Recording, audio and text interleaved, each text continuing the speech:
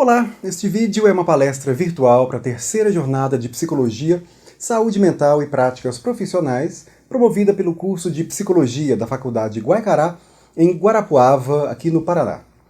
Apesar de nem ser tão longe de Londrina, eu já fui a Guarapuava, na Unicentro, para participar de uma banca de qualificação em mestrado, mas o professor Humberto Oliveira, coordenador de estágio e organizador do evento, me convidou para essa experiência que para mim também é nova. É uma palestra gravada para que eu possa apresentar alguns problemas para que depois vocês possam discutir. Então eu tenho muita simpatia por essas experiências em linguagens tecnológicas e eu topei na hora. E imagino que sim, isso é uma alternativa muito interessante para multiplicar as vozes e criar oportunidades de entrecruzamentos de ideias e de debates muito criativos. Até porque, como a fala do palestrante é limitada ao vídeo, a essência do evento vai ser o debate que vocês vão travar depois do vídeo. Então, desde já eu agradeço o convite e espero que o que eu vim trazer aqui contribua de algum modo para a reflexão de vocês. Para vocês do evento que ainda não estão inscritos no meu canal no YouTube, meu nome é André Azevedo da Fonseca, eu sou professor e pesquisador no Centro de Educação, Comunicação e Artes na Universidade Estadual de Londrina, no Paraná. Eu sou doutor em História pela Unesp, na linha de História Cultural, mas particularmente Cultura Política, e tenho pós-doutorado no Programa Avançado de Cultura Contemporânea pela Universidade Federal do Rio de Janeiro. Eu atuo nos cursos de Jornalismo e Relações Públicas, no Departamento de Comunicação, e também no mestrado em Comunicação na UEL, onde eu coordeno o grupo de pesquisa Comunicação e Imaginação Social. Ou seja, a gente estuda os imaginários sociais construídos a partir das imagens que circulam nas mídias. E atualmente a gente tem muito interesse em identificar as mitologias presentes nas narrativas do cinema, da política e da publicidade. Bom, como vocês viram, eu não sou psicólogo, eu não tenho formação em psicologia, e por isso a minha contribuição vem da perspectiva da comunicação. Eu sou leitor de Freud, principalmente Jung, mas meu foco não é clínico, eu me interesso pelas descobertas que eles revelaram a partir do estudo sobre o problema dos símbolos. E eu não sei como estão os estudos junguianos atuais no campo da psicologia, mas no campo da comunicação ele tem sido muito estudado, ainda que frequentemente a partir de um viés funcionalista. Eu vou voltar ao assunto. E para delimitar o tema dessa palestra, eu optei por apresentar um caso bem particular, que eu espero que ajude a fomentar entre vocês o debate sobre o problema da saúde mental nas mídias. Assim que o Humberto entrou em contato comigo e explicou a proposta, eu me lembrei imediatamente dos Adbusters, e é sobre eles que eu quero falar. Os Adbusters se definem como uma rede global de ativistas, escritores, artistas, designers, poetas, filósofos e punks que criaram essa organização para pensar criticamente sobre a presença hostil das grandes corporações nos nossos ambientes psicológicos, físicos e culturais. E além de pensar, eles também são ativistas. Eles buscam combater esses símbolos através das mais diversas estratégias. Eu vou falar sobre algumas delas na palestra. Então eles entendem que a imaginação das pessoas, ou essa ecologia mental, é uma metáfora que eles usam, tem sido ameaçada por uma poluição de símbolos que frequentemente é vendido sobre o signo da diversidade, mas que, na verdade, segundo eles, mais limita do que expande a nossa criatividade, mais prejudica do que amplia a potência de nossa imaginação. Então eles observam, por exemplo, que a concentração da produção de símbolos, seja na TV, no cinema, na música e na publicidade, nas mãos de poucas corporações que controlam os sistemas de distribuição, isso é extremamente prejudicial, porque faz com que interesses prioritariamente comerciais nos levem a consumir um universo muito limitado, muito homogêneo, e muito tóxico de símbolos. É só dar um pulo no cinema e a gente vê a falta de diversidade. É metade dos cinemas passando o mesmo blockbuster. Filmes muito parecidos, todos americanos, sendo que há uma produção internacional de filmes fabulosos no mundo inteiro, em países que a gente nem nunca ouviu falar o nome e que não chega aos nossos cinemas, não porque não são bons. Frequentemente são muito mais interessantes do que aquilo que a gente está acostumado a ver. Mas é porque as indústrias desses cinemas, as indústrias desses países, não conseguem controlar os meios de distribuição, não têm acesso aos meios. Então o problema é industrial e não artístico. Mas mesmo no campo artístico, como a gente tem que perceber que há muita ciência na produção de mídia. Produtores de conteúdo sabem o que oferecer para distrair o público. Ou, para usar uma metáfora que os adbusters usam, para viciar o público. É uma lógica análoga à do junk food. Quem consegue resistir àquela combinação de muito açúcar e muita gordura? A gente adora. E Coca-Cola, por exemplo, é uma indústria que vende água com gás e açúcar há anos e é uma gigante. Agora, é uma gigante por conta da publicidade, sabe, dos valores e das emoções que eles conseguem associar à marca. Eu vou falar sobre isso daqui a pouco. Já se sabe que há emoções que as pessoas gostam de reviver. A comunicação sabe disso. E aí, um parênteses, eu disse que há muita ciência na produção de mídia, só que na comunicação, sobretudo na prática, em geral, os produtores não sabem direito por que a coisa funciona, mas sabem que funciona. Então tá ótimo, eles aplicam. E é um caráter funcionalista da comunicação, como eu disse. Um exemplo é o uso da estrutura da jornada do herói no cinema de Hollywood. Isso é uma longa história, daria uma palestra só sobre isso, mas o fato é que a ampla maioria desses filmes blockbusters que vemos seguem uma estrutura que se tornou clássica em roteiros de Hollywood. O antropólogo Joseph Campbell, influenciado pelas ideias de Jung, sobretudo o conceito de inconsciente coletivo, ele percebeu que mitologias evocadas por povos em inúmeros lugares do mundo que jamais haviam se conectado tinham uma estrutura narrativa muito semelhante. O herói, que vivia em seu mundo comum, recebe um chamado para encarar uma aventura, aí ele recusa o chamado, é aconselhado por um mentor, aceita e cruza o primeiro limiar, lida com aliados e adversários. Aí, em um momento, ele entra em uma caverna profunda e luta com o seu pior inimigo e vence essa luta, e aí ele conquista um prêmio, ou um tesouro, ou um poder.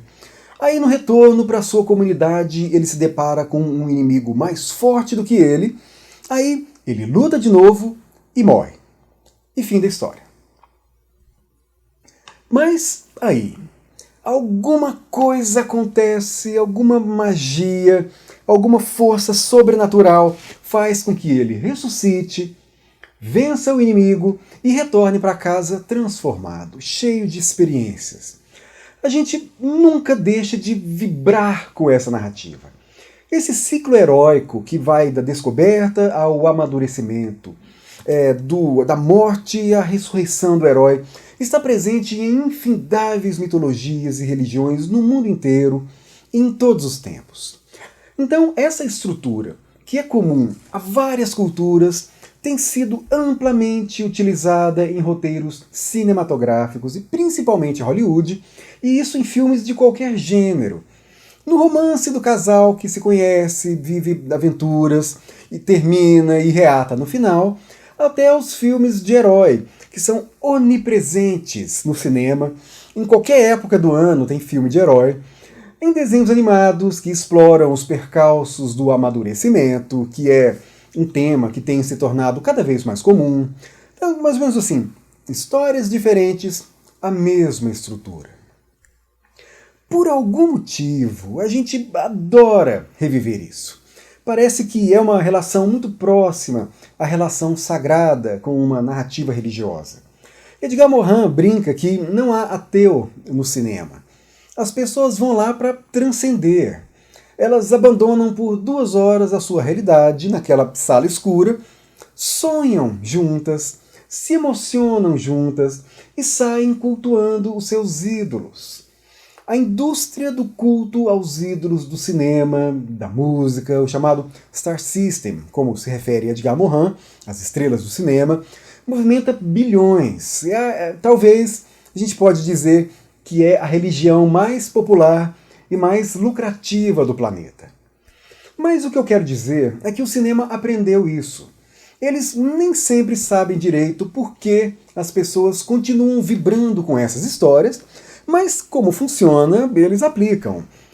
Há um manual muito famoso, que depois virou livro, do Christopher Vogler, chamado Jornada do Escritor, que ensina roteiristas a usar essa estrutura mitológica em roteiros cinematográficos. Esse livro tem em português. Agora, essa estrutura tem sido utilizada também na publicidade. Então, quando Steve Jobs, da Apple, contava aquela história de que ele e o seu amigo criaram uma empresa na garagem, os dois jovens combatendo a tecnologia que até aquela época era usada para o mal, para o controle social, como em 1984, do George Orwell. E aí a Apple se posicionava como uma empresa de jovens que se contrapunha à IBM, que tinha a imagem mais dura, mais cinza, mais tecnocrática. Tudo isso é pura mitologia para atribuir à história da Apple um aspecto heróico, mítico, para fazer com que a relação das pessoas com a empresa não se restrinja ao mero uso instrumental dos aparelhos e transcenda em uma relação de fidelidade. No caso da Coca-Cola, que eu mencionei, estudiosos já observaram mensagens religiosas, literalmente, associadas ao consumo da marca, como se o ato de consumir Coca-Cola fosse uma espécie de ingresso para uma comunidade global de identidade. As empresas não querem apenas consumidores.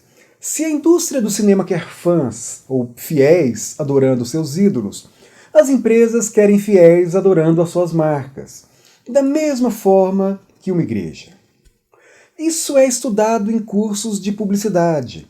Há um livro em português chamado A Natureza Emocional da Marca, muito utilizado, que ensina basicamente a utilizar arquétipos para construir narrativas publicitárias mais poderosas e impactantes.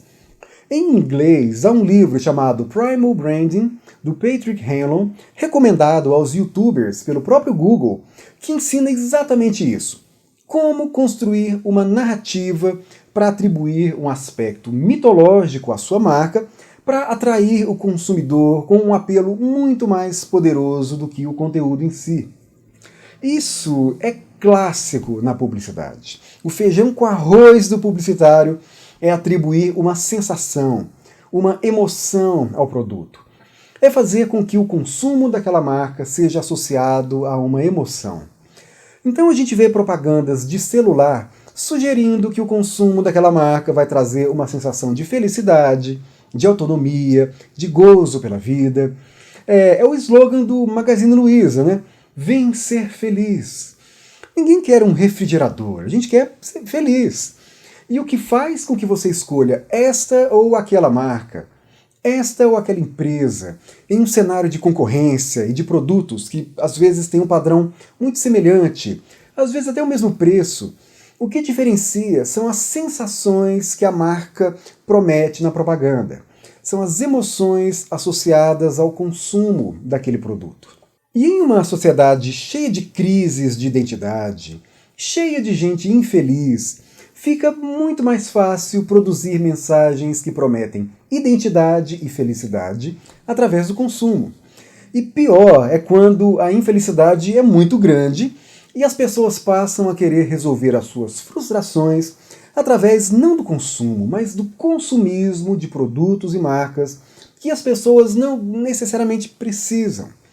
Porque, de novo, a relação das pessoas com o consumo, na perspectiva do consumismo, é aquela que transcende o valor instrumental, supera o valor utilitário para entrar na mitologia, no fetichismo, na ilusão de adquirir, através do consumo daquele produto, uma emoção desejada capaz de preencher aquele vazio emocional que, é claro, não tem nada a ver com o produto.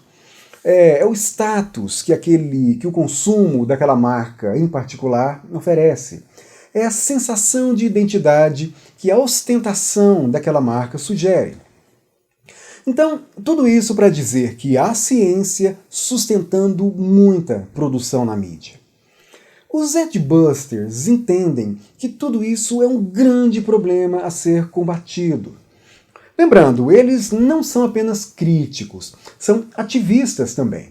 E na melhor tradição hacker, uma das coisas que eles fazem de melhor são as contrapropagandas, as subversões simbólicas. Eles pegam campanhas publicitárias das grandes marcas, subvertem o sentido, e o resultado dessa inversão acaba revelando a verdade da marca. A verdade que a propaganda oficial inverteu. Eu vou mostrar alguns exemplos. Não sei se vocês se lembram das propagandas de marca de cigarro Camel. Era um camelo super simpático. A gente vê que é um desenho voltado para o público jovem e mesmo o público adolescente, que representava o personagem em situações admiráveis.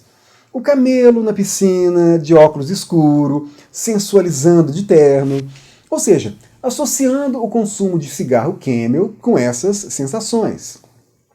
Os Adbusters viram que isso deveria ser subvertido e criaram o Joe Camel, um camelo muito parecido, mas que evidentemente era representado em circunstâncias realmente associadas ao consumo de cigarro. Ou seja, subverteram a propaganda para dizer a verdade. E o barato é que, além de produzir essas peças, eles veiculavam também. E isso traz impactos. As propagandas do McDonald's também são hackeadas. Então, no lugar das propagandas que sugerem alegria, com famílias felizes e esbeltas curtindo a vida, os Adbusters ressaltam as contradições, associando o consumo de fast food às consequências reais desse consumo. Da obesidade infantil ao ataque cardíaco. A série sobre a vodka Absolute é sensacional também. Não sei se todos conhecem, mas as campanhas dessa vodka costumam utilizar o design estilizado da garrafa em cenas positivas, sofisticadas, elegantes. E os Adbusters, é claro, decidiram subverter essa imagem, associando a garrafa aos problemas decorrentes do consumo excessivo de álcool, da impotência, citando inclusive uma frase atribuída a Shakespeare: a bebida provoca o desejo, mas tira a performance, ao coma alcoólico. Agora, claro, não há nenhum moralismo nessas peças. A ideia é criticar o discurso publicitário que sugere a associação daquelas emoções ou daquela identidade com o consumo daquele produto. Então, vale insistir. Em um tempo de crise de identidades, ou, para usar um termo do Stuart Hall, de deslocamento de identidades, e em um tempo também de extrema fragmentação social, migrações em busca de trabalho, excesso de estímulos e tudo aquilo que Manuel Castells observou como fenômenos que são, ao mesmo tempo, causa e consequência da sociedade em rede, a publicidade parece ter encontrado um ambiente muito fragilizado para que pudesse atuar com muita desenvoltura no sentido de comercializar não as identidades, mas a promessa de identidade a partir do consumo. Ou melhor, do consumismo. Mas é óbvio que a lógica do consumismo, pela sua própria natureza, não promove satisfação duradoura, ou uma identidade duradoura. Há um termo para isso: obsolescência programada. As coisas são meticulosamente produzidas para se tornarem obsoletas rapidamente. É isso que gera o consumismo. Produtos e símbolos têm prazos de validade cada vez menor. Quem não está por dentro da última novidade está por fora. Símbolos são consumidos e descartados como uma pasta dental. Por isso que a identidade acaba se vinculando menos aos símbolos propriamente ditos do que ao puro ato do consumo. E o resultado desse desperdício é uma poluição de imagens com uma aparência de diversidade, como eu disse, mas que tem o mesmo objetivo: suprir desejos momentaneamente através do consumo. O que os adbusters fazem, portanto, através daquelas paródias, é desconstruir as mitologias que sustentam a publicidade dessas grandes marcas. Dá até para fazer uma pergunta retórica, daquelas que a gente já sabe a resposta. Será que a Benetton é mesmo preocupada com uma perspectiva multicultural? Ou isso é só um marketing para que aqueles que desejam serem vistos como multiculturais possam consumir a marca e substituir a sua atividade ou a sua atitude multiculturalista pelo consumo da marca? E para eles, e talvez para nós, acho que isso pode ser o gancho para o debate. Essa educação para as mídias através dessa subversão, isso tem muito a ver com a ideia de saúde mental nas mídias. Esse recurso é uma oportunidade interessante para que os consumidores de mídia tenham mais condições de interpretar criticamente as mensagens sem ser ingenuamente seduzidos por ela. Eu concordo que as mídias podem ser uma das fontes legítimas que as pessoas podem acessar no seu processo de construção de identidade. É claro que há referências interessantes. O ponto em questão, os problemas que eles apontam, são outros.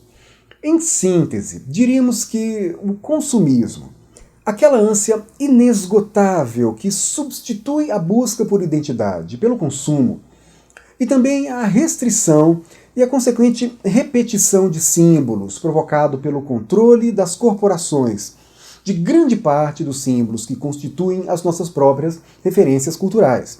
Se pensar é manipular símbolos, é indispensável ter um repertório diversificado para que a nossa linguagem tenha mais condições de nomear as coisas do mundo em toda a sua complexidade. Nomear e estabelecer vínculos. Se a nossa linguagem é pobre, se o nosso repertório simbólico é sequestrado, o mundo fica mais incognoscível. Essa é a palavra, fica mais duro de ser interpretado. E nós ficamos mais vulneráveis àquelas associações e principalmente às armadilhas do consumismo. Seja o consumo de produtos físicos, seja o consumo da produção simbólica, que promete identidade e tudo aquilo que eu discuti.